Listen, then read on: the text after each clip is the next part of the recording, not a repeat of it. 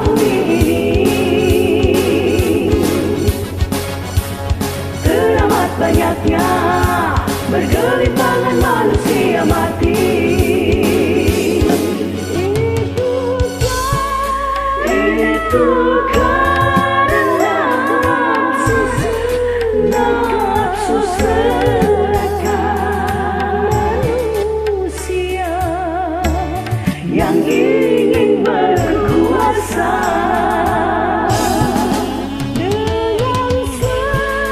dengan segala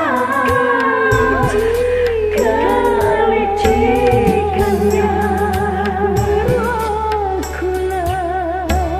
Halau segala cara.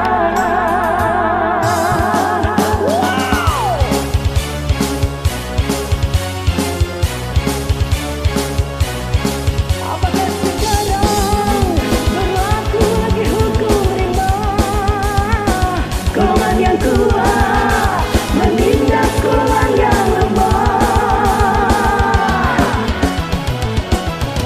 Segelintir orang yang haus akan kekuasaan membuat dunia penuh dengan penderitaan. Ketikala kedinasan, ketikala kezaliman, kapan kiranya akan tegak keadilan.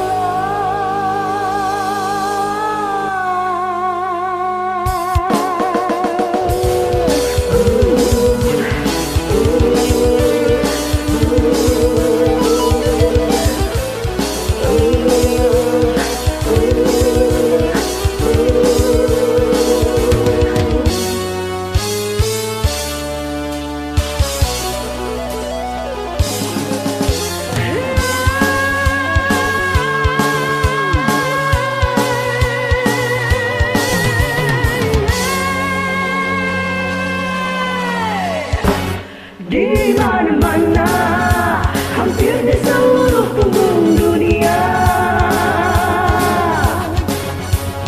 terdengar suara keluhan manusia yang gelisah. Di mana-mana, hampir di seluruh punggung dunia, banyak manusia jadi bangsa dari sesamanya. Itu karena manusia sudah lupa